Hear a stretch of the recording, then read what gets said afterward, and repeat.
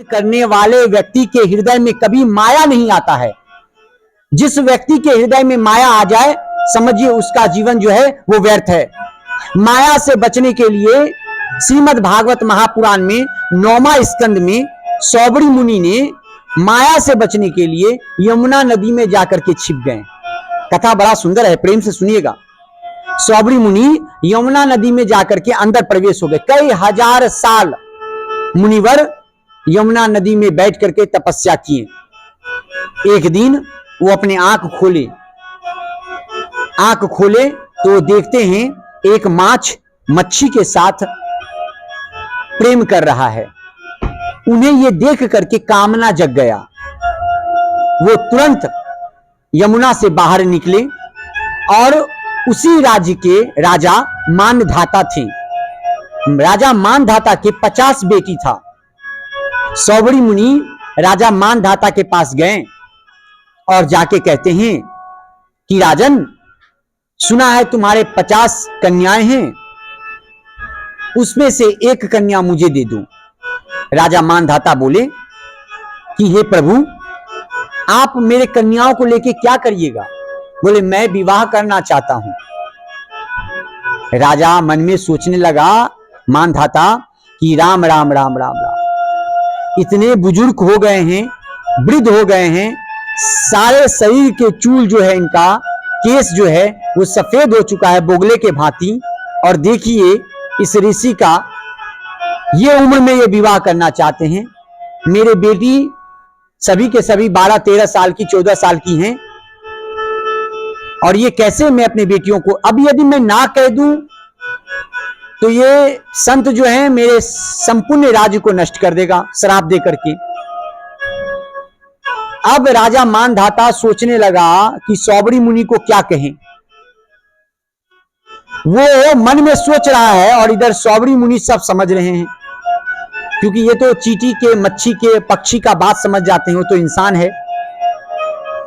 मन में सोचने लगा और सोचते सोचते बोला कि महाराज, हमारे यहां विवाह ऐसे नहीं होता है। तो कैसे होता है?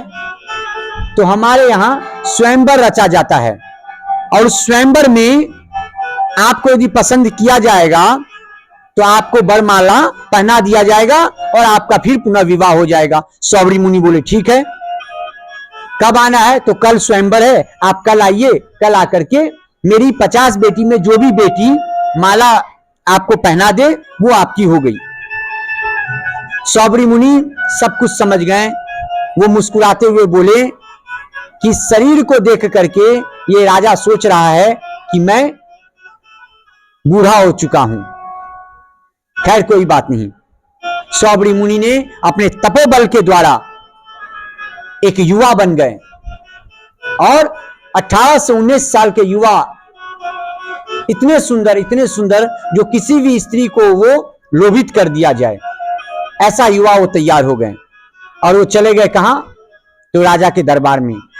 राजा के दरबार में जब वो पहुंचे, कौन? सौबरी मुनि। याद रखिएगा, जब राजा के दरबार में पहुंचे तो राजा के दरबार में पहुंचते देरी उनकी जो बड़ी बेटी, जिनका ऑलरेडी सगाई हो चुका है, विवाह नहीं हुआ, सगाई हुआ है, वो बड़ी बेटी उनको देख करके सभी छोटे बहनों को पीछे ढकेल के कहती हैं, ये वर तो मेरे लिए है। सबसे छोटी वाली कहती है, अरे दीदी, आपका तो सगाई हो चुका है, फिर आप कैसे विवाह करिएगा? अरे सगाई हुआ है ना, विवाह तो नहीं ना हुआ है। अब सभी 50 की 50 बहनें आपस में युद्ध करने लगी, झगड़ा करने लगी, मैं विवाह करूंगा तो मैं विवाह करूंगा। और अंत में 50 के 50 कन्या सौबरी मुनि से विवाह किए, राजा के 50 बेटी को लेके चले गए, और बहुत सारे परिवार उन्होंने बनाया उन 50 कन्याओं से। अंत में जब सौबरी मुनि का मोह टूटा तो उन्होंने अपने सभी पत्नियों को साथ लेकर के भगवान का नाम जाप करने लगे और अपने जीवन को अंत कर दिए। इस कथा से हम क्या सीखें? तो इस कथा से हम यह सीखते हैं कि भगवान के माया से कोई नहीं बच सका है। आपके घर के बगल में यदि कुछ अपराध हो रहा है और आप जान रहे कि वो अपराध हो रहा है, तो ये मत सोचिए कि वो अपराध उस व्यक्ति ने किया, मैं नहीं करूंगा। किसी की बेटी भाग गई तो खुशी होने का जरूरत नहीं है। याद रखिएगा, जब आप खुश होते हैं किसी के बेटा के लिए, किसी की बेटी के लिए कि अच्छा हुआ भाग गया, अच्छा हुआ तबीयत खराब है, तो आपके खुशी भगवान आपको पुनः देते हैं, क्योंकि भगवान असल में आपको, आपकी खुशी को पसंद करते हैं। तो इसलिए प्रिय प्यारे, किसी के कष्टों को देख करके आनंदित नहीं होने का, कभी आनंदित मत होइए। माँ बाप, जीवन जो है ना, हमारा जीवन, आपका जीवन, ये बड़ा मूल्यवान है। इस जीवन को पहचानिए। माया हर घड़ी आपको आएगा। कभी मोटरसाइकिल के रूप में माया आता है, कभी लड़की, कभी लड़का के रूप में माया आता है। इस माया से बचने के लिए एकमात्र सहारा हमारे गोविंद हैं। जो गोविंद के श्री चरण कमल में जाएंगे, उन्हें माया कभी नहीं घेर सकता है, वो सभी माया से दूर रहेगा। सौबरी मुनि इतने बड़े तपस्वी होकर के माया में फंस गए। हमारा भी जीवन जो है